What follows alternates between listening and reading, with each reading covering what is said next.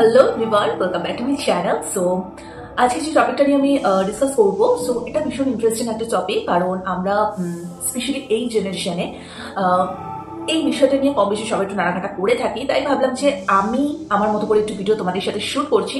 Manifestation, yes, ভীষণ interesting এই টপিকটা। আই হোপ এটা টিনেজার থেকে যারা বড়, তোমরা যারা শুনছো বা দেখছো আমার এই ভিডিওটা, একটু হলেও তোমাদের হেল্প হবে। সো তো চলো আর বেশি লেট না করে যে ভিডিওটাকে স্টার্ট করা যাক। ম্যানিফেস্টেশন, প্রথমে বলি ম্যানিফেস্টেশনের ফার্স্ট ধাপটাই হলো আপনি কি চান সেটার একটা স্বচ্ছ ধারণা থাকতে হবে।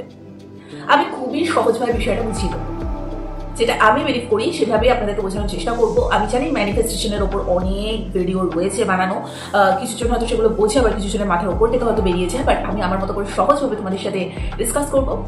সো ম্যানিফেস্টেশনের জন্য না আপনাকে বিলিভ করতে শিখতে হবে সবার ফার্স্ট। যেমন ধরুন আপনি কোনো একটা চাকরির জন্য ম্যানিফেস্ট করতে পারেন, বা খুব ভালো একটা সংসার বা স্বামী পাওয়ার জন্য আপনি ম্যানিফেস্ট করতে পারেন। এটা আপনাকে বিলিভ করতে হবে। যেমন আমি একটা এক্সাম্পল দিচ্ছি, ধরুন আপনি যে চাকরিটার জন্য এতদিন ধরে চেষ্টা করছেন, সব জায়গায় ইন্টারভিউ দেওয়া, সিভি দেওয়া, এই সেই এগুলো করছেন, বাট আপাতত হচ্ছে না, তাও একদম মন খারাপ হয়ে থাকে যে কেন হচ্ছে না বা কি। ওই সময়টা সবসময় এটা বিলিভ করতে হবে যে আপনি অলরেডি চাকরিটা পেয়ে গেছেন, নেক্সট মাস থেকে আপনার জয়েনিং। এটা আপনাকে বিলিভ করতে হবে। অথবা বিয়ের ক্ষেত্রে যে খুব ভালো একটা সম্বন্ধ হয়তো চলে এসেছে এবং নেক্সট মাসে আপনার বিয়ে বা নেক্সট ইয়ারে আপনার বিয়ে হতে চলেছে, এটা আপনাকে বিলিভ করতে হবে। অর্থাৎ রিয়েলিটিতে আপনি পাননি, কিন্তু মনে মনে আপনাকে এই জিনিসটা বিলিভ করতে হবে যে আপনি অলরেডি পেয়ে গেছেন। বাট শুধুমাত্র কল্পনার জগতে ভেসে থাকলে হবে না, কল্পনা করলে হবে না। তার জন্য কিন্তু আপনার যে কর্তব্য সেগুলো কিন্তু সঠিকভাবে পালন করতে হবে। আপনাকে ঘুমিয়ে শুধু স্বপ্ন দেখলে হবে না, কর্ম করতে হবে। আপনার চাকরির জন্য যে যে কর্তব্য আপনার তরফ থেকে হওয়া উচিত, যেমন সিভি জমা দেওয়া, ইন্টারভিউ কোথাও দেওয়া এবং পরীক্ষার পড়াশোনা করা, সেই কাজগুলো মানে আপনার কর্তব্যটা আপনার মতো করেই কিন্তু পালন করতে হবে। এবং এইটা সবসময় বিশ্বাস রাখতে হবে যে আমি অলরেডি পেয়ে গেছি। আর বিয়ের জন্য খোঁজ খবর লাগানো বলুন বা কিছু, অটোমেটিক্যালি দেখবেন এগুলো হয়ে যায়।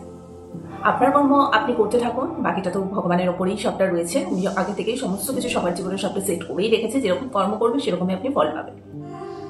যখন যার সাথে যেটা হয় তখন সেটাই হবে। আর সব থেকে বড় কথা, ধরুন যে কাজটা আপনার অনেক করে চাচ্ছেন কিন্তু হচ্ছে না, আলটিমেটলি কিন্তু এটাই তখন বুঝে নিতে হবে যে ভগবান এর থেকে বেটার কিছু আপনার জন্য প্ল্যান করে রেখেছে, যার জন্য আপনার সেই জায়গা থেকে হচ্ছে না আপনার সেই জিনিসটা।